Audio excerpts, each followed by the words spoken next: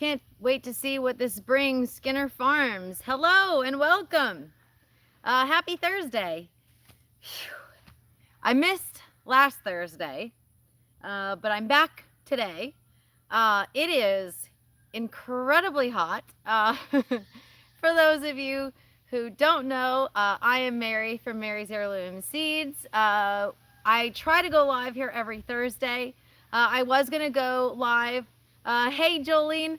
I was going to go live in the main garden. By the way, can you all see me? I'm just making sure. I'm in a different spot today, so I'm not sure if it's fuzzy or if you can see me. Hey, Claudine, thanks for joining us. So I had to switch things up a little bit. Couple reasons. I thought I might actually have to go live inside today because we had rain. I was so excited. We haven't had rain in a really long time. Hey, Hoglegs, thanks for joining us. Thank you, Jolene, I appreciate it. So it's been incredibly hot in East Texas. It's been incredibly dry in East Texas. Hey, Linda. And there's a lot of us in our gardens, not just in Texas, that are struggling because it's hot and we're not getting a lot of rain. But thank goodness we had a good, I don't know, maybe a little over a quarter of an inch of rain today. Super excited. Hey, David, welcome. Thanks for joining us again. So anyway, so today is garden Q&A. I actually was considering doing Sharon. Hey, Sharon. She's in Van. She's the next town over from us. So, the rain was beautiful. We are so excited. Hey, Spartacus, thanks for joining us. All right, so today's just a Q&A. I don't have anything specific I wanted to chat with you about, but I do have a couple things I want to bring up. So, if you have questions and you don't answer them here, or I don't see them, or I don't get a chance to answer, you can always send an email to mary@marysheirloomseeds.com. That is my personal heirloom seed email. Spartacus, you know, you've emailed me and asked me some questions, and I've been able to answer fairly quickly. The shade is beautiful right now. I'm really enjoying it. I was just out in the garden kind of clearing a couple things up, and all right, so in the description section of this video, you will find links to lots of different articles I've written. My comprehensive planting guide I point to every day. Somebody asks me a question about it. A couple other links, link to the sign up for our emails. We just announced seed garlic last week, and I think we're already sold out. Hey, Julie, thanks for joining us. Now, I might have more seed garlic available at a later time. It's a pre-order and it doesn't ship till October anyway, so I always order extra. One, because I need a lot of garlic, and two, because there's always people that waited a little too long, or like this time, we sold out in a record timing. So I will be contacting some of my farmers to see if we can get y'all some more. Anyway, so if you've got questions, ask them. David says, I need help growing beans, pole beans, and bush beans. They're growing right now, but are yellow leaves, not sure what fertilizer or solution. So, beans are interesting. Claudine says, so does garlic get planted over the winter? Yes, it does. I'll answer that in just a second. So, David, the best way to know exactly what's going on is to get a soil test. You can set it into your local extension office, or there's a couple places that you can send it to get an idea of what is going on with your soil. The reason being is generally if your leaves are brown or yellowing, it's a lack of nitrogen. But you don't necessarily always know. Hey, Mary, thanks for joining us as well. So that is something that I would suggest getting your soil tested. Especially if you're already using a really good all-in-one fertilizer and you have good fertile soil, but you're still having yellowing of your leaves, I would definitely recommend having your soil tested. So that's just something that, in general, you could do a blanket fertilizer, like a higher nitrogen fertilizer, if you have something that's going yellow. But I do know that you're very cautious with your garden, David, in particular. So I would just have your soil tested. Now, I had some questions that came in from emails this week, and I wanted to answer one of them. Now, I got an email from a customer. She's been pulling off big chunks of her squash plant.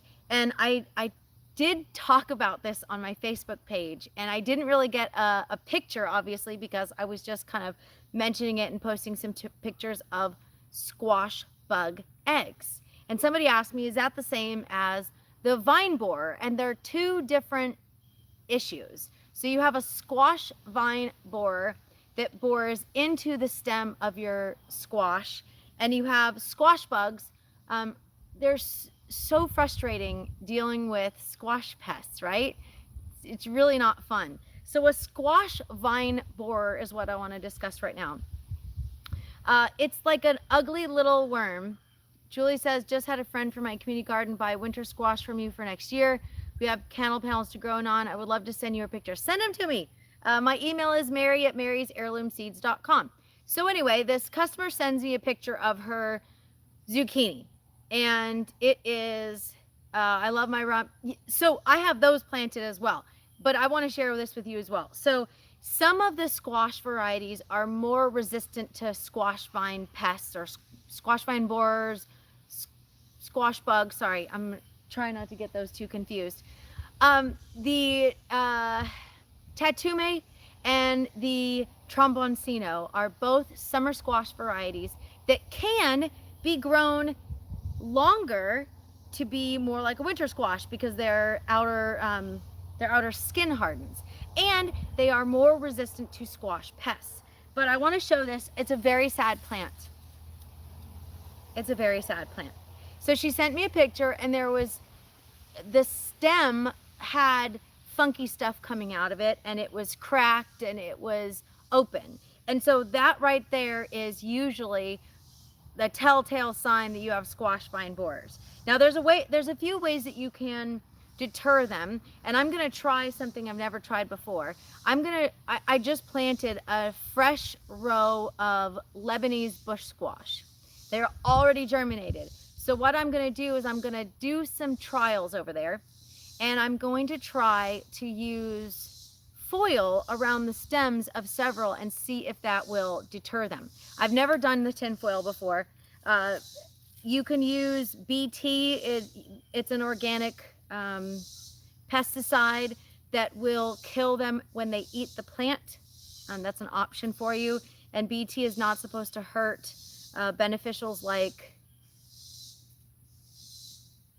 is water soluble triple 20 ever a bad idea? I don't know what triple 20 is. You'd have to give me some more information. Send me an email if you don't mind. My corn started out beautifully but burned up in the Texas heat. What do you think about fall corn? I'm gonna plant some more corn as well, and fingers crossed maybe get them. Sweet corns in particular is faster maturing than like a dry corn, like a flint corn. So it can't hurt to try it. My corn is still doing really well, but if you don't have a good enough water source, it is difficult. The Texas heat can cause our tomato plants to set no fruit. Should we stick it out through the rest of the summer? Stick it out. My tomatoes are still producing. It's hot. It was 119 with the heat index the other day. And some tomatoes are more heat resistant or heat tolerant than others. What I'm growing right now is surviving. I mean, some are actually producing, so stick with it. Fall tomatoes are awesome still too, and it might cool down soon. You never know. Fingers crossed. I don't know. It's only in the 90s today, only. So anyway, let's get back to the squash. So this is my sad squash that I pulled, and I've saved this for you guys so you can see what it looks like. Let me show you a little better. This here, I don't know if you can see it. There's a hole in the stem, and there's frass or poop or debris from the animal or the insect coming through. So let me see if I can move this out of the way. See that? There it is. Now you can see it. All right. All right, here we go. Sorry. All right, so that is what it looks like when a squash vine borer starts to take over your plant. Now, this isn't always a death sentence. But usually it is if it's not caught early. So like I said, I'm gonna try the tinfoil. It can't hurt. The reason I didn't do the tinfoil before was because I have a feeling it's just gonna bake my plant. So I planted the Lebanese bush squash in an area that gets sun in the morning time and sun in the late evening, but it gets full sun during the day. So I'm gonna see if maybe that will help. Adding tinfoil when it's already 100 and something degrees doesn't sound like the best of ideas, but I have some room that I cleared, so I'm gonna try that. So that was one thing that a customer had asked me. Now, I have actually rescued squash. When you see the little teeny brown hole in the stem of your squash, I have actually used my nails and peeled it open and squished that little bug, and I actually saved my plant. I've got a couple zucchinis. It happened, totally worked. So it's not a complete death sentence if you end up with squash vine borers, but it can completely decimate a plant. So that was one of the questions that I have an answer to this week. David asked about tinfoil sounds like a solar cooker. I know, that's what I was thinking. So, I mean, I'm gonna try it. I don't really have high hopes for doing that. Some people have used injectable BT. It comes in a liquid form and you can actually inject it into the stem of the plant. I've never used that, but it is an option. I use a spray BT with water. You just dilute it to whatever specifications the package has. And again, I don't use insecticides. I don't broadcast them all over the place. I use them very specifically in specific areas, and I only use organic or what I consider beyond organic standards in my garden. So just throwing that out there at you. It is approved. Anybody have any other questions? I did have a bunch of different questions the other day in emails, so I answered as many of those as I possibly could. What was another one? David asked about beans. Anybody else have any questions for me? I usually have a list of things that I discuss every time I'm here, but today I just wanted to come and enjoy and see what was going on with all of you guys in your gardens. I do hope to have the drip irrigation system finally done. We did get all the parts and now we just have to install it. The problem has been, like I said, 115 degrees, so that's a problem. Some of my rampicant are getting brown on the ends. Do you know why? And Sharon says fall tomatoes. Okay, I can do that. So let's do the fall tomatoes first. So there are a couple different varieties of tomatoes that you can grow that have a shorter growing season. You can also start them now and plant them out, and so that you're harvesting fall tomatoes. You're harvesting tomatoes later on in the year. You're going to want to go with varieties that maybe are faster maturing and maybe a determinate variety so that you're going to get all your tomatoes all at once. I have discussed tomatoes in general, indeterminate versus determinate. Indeterminate is usually a larger vining type of tomato, and they produce throughout a longer growing season. And determinate tomatoes give you most of your tomatoes all at once, and sometimes they're called bush tomatoes. They don't vine or they don't fall over all the place like indeterminate tomatoes.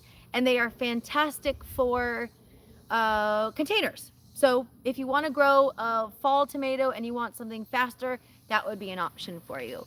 Julie says, what if you use plastic wrap instead of tinfoil? That is a fantastic idea. Because of that, I'm going to go ahead and try both. That way I'm not slow cooking it. But you're right. It may still, Sharon says it may still cook it. It may still. I've never tried wrapping a plant in this kind of heat. So for those of you who don't know, I've only been in East Texas for a year now. This garden here that is producing fantastically, the several gardens, I'm looking at one right now, but we have several. They're only a year old, and this one has been expanded significantly this year. I've got a couple beds here that are going to be for fall. I've got a couple tomatoes that I just put in here, again, for fall tomatoes. They're going to take a lot longer, so they'll be producing later in the year. Planting a second set of tomatoes might be helpful if you want to kind of prolong your tomatoes. It's tough sometimes. Hey, Doc. It's tough sometimes to figure out how to get everything produced all at once. So that's something to consider here. Hang on just a second. Hey, David, are you? Oh, awesome. Thank you. Thank you, David. Appreciate it. Anyway, so let me go back and answer your questions real quick. I missed it. I'm from upstate New York, been here 12 years. Okay, well, welcome. You've been here much longer than I have. Let's see, what if you use plastic wrap? Okay, so Claudine asked about your rampicant getting brown at the ends. Thank you, I appreciate it.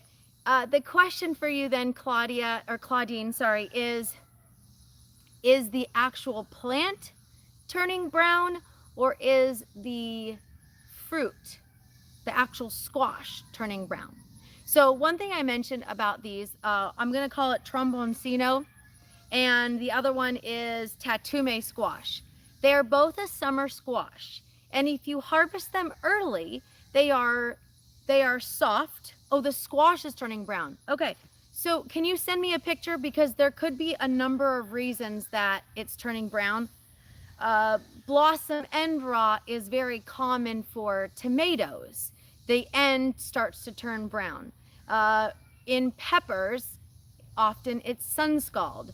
So with a squash, I would have to actually see what you're talking about. It would be really helpful for me to give you a real answer for it.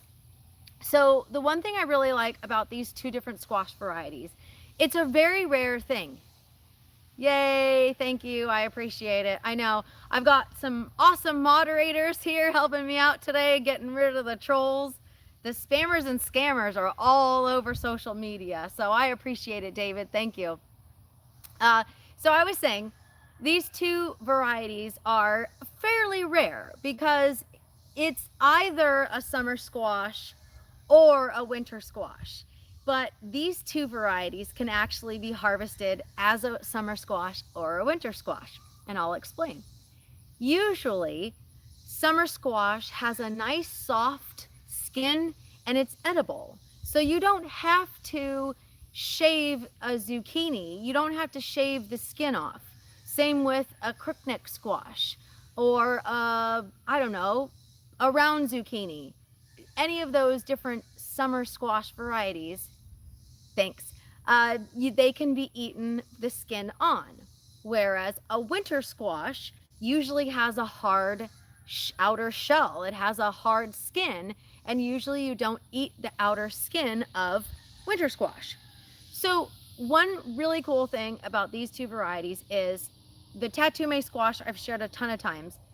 You can harvest it very small, maybe a little bigger than a softball, and it's perfect like a zucchini. Or you can harvest it much larger and it's perfect like a pumpkin. So it's really cool. And then, so I'm talking about the tromboncino squash, and that is a vining zucchini that can also be harvested as a winter squash as well. I think with my beans question, it could be bugs or watering. I'll have to do more research. First time growing them this year and have some growing. So that's another good question, is watering. If your beans are getting too much water or they're not getting enough water, that can definitely cause some browning of your leaves. Too much water can wash out some of those nutrients, and not enough water and they dry out. I did have that happen with some of my squash because it had been so hot. This one here, it had already been chewed up by the bugs, so I pulled it up. And it looks really sad because it's been sitting there and I've been sitting on it waiting to share with you what it looks like. So with beans in particular, that is definitely a possibility. I noticed that some of my plants in the middle of the day or later in the afternoon time, they look really sad because it's so hot. And then they kind of bounce back to life at night. when it's cooler, when the sun isn't blasting on them.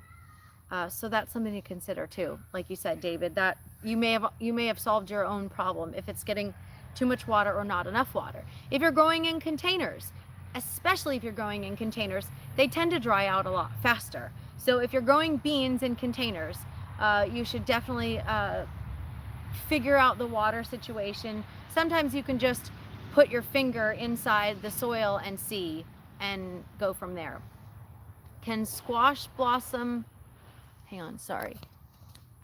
Can squash blossoms rot as well? I have not had that issue, but I will definitely get back to you on for sure whether it can happen or not. I did share the difference between a male flower and a female flower the other day. If you are having your squash shrivel up on the plant, chances are you have a pollination issue, because the pollinators, the bees we'll call it, the pollinators have to go from the male flower to the female flower, and the female flower blossom has to be pollinated in order for you to have a squash. So that's a really big one. Hey Mary, well, can't help you with that one, sorry about that. So if you are having pollination issues, that's another issue as well. That was a big question. We talked about pollinators for like 2 days on Facebook the other day because it's such an important issue. So it stemmed from, I received an email from an older gentleman. He said, I don't know what's going on. I sprayed this and I sprayed that and I sprayed this as well, but now I don't have any pollinators. And I'm trying to educate patients, sorry. I used to work in a doctor's office. I try to educate customers so that you can grow your healthiest garden, preferably with nature. So I am not going to say shame on you, finger wagging for spraying all of that, but I will point out that some things that we use in our garden can be detrimental to pollinators. So that was why I did a full spread on pollinators, because they're so important. If you want to attract pollinators to your garden, you're not going to want to use stuff that might harm them. So you kind of got to think about that. Everything we do in the garden has, every action has a reaction. So unfortunately, that can be a consequence of using certain insecticides in your garden. You may be harming your pollinators, and then you don't have enough in your garden to get the fruit you want. So that's something that should be considered as well. That was one of the questions I received. But I did give them some great information. We use companion planting as our first line of defense. So that's really important. David says paradigm shift from yards to biodiversity of plants. Yes. So I did see that. I think you shared that not too long ago. There's a lot of people that are shifting from these manicured lawns to wild. If you see this back here, this is my wilderness. This is one of my wildernesses. One of the empty lots on the other side of us was cleared a couple weeks ago, and I was so sad. I really was kind of distraught because they're not doing anything with it. They just literally just cleared the land for the sake of clearing the land, which is really sad. There's a lot of animals and insects and just wildlife in that section, and now it's gone.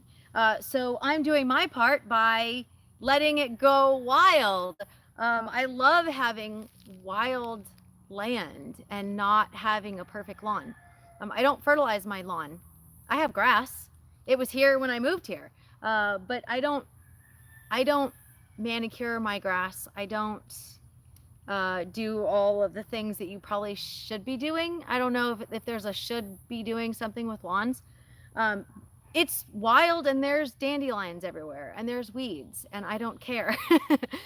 You see these little, I'm gonna reach for it here. Oops, I don't know if you can see that. Let's see if you can see it now. Can you see it? Oop, there it is. You can't see it, sorry. This is Black-Eyed Susan.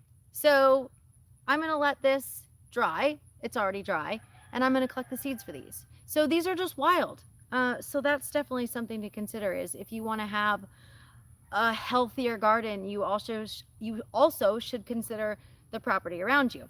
So if you want this manicured lawn, you may be, again, applying something to your lawn that might be harming the beneficials there, like dandelions. Dandelions are important. They may not be the prettiest in your yard, but it's pretty awesome. And they are one of the first foods for bees in the springtime. So if you are spraying something like a weed killer that causes cancer, not only are you possibly harming your water, but you might be harming the bees as well, not giving them some food. Anyway, sorry, soapbox. Anybody have any other questions? I'm about to head in. It's hot and I'm getting hungry now. It's one of the, I get up really early, I work really early, and then I'm kind of shut down early in the day. So it's 5:30. It's time to be done for the day. Alrighty, everybody. I hope you enjoyed my rambling on today about all things random garden and growing wild. I'm Mary, Mary's Heirloom Seeds, signing off. If you have any questions, you can always send an email to mary@marysheirloomseeds.com. I will have a more focused video next Thursday. If it's raining, I might be inside praying for rain. We need rain. Anyway, I hope you enjoyed it. I hope you have an awesome day and enjoy your gardens. If you've got questions, send me an email. Links to everything are in the description section below. And I'm done. Thanks, guys. Happy planting.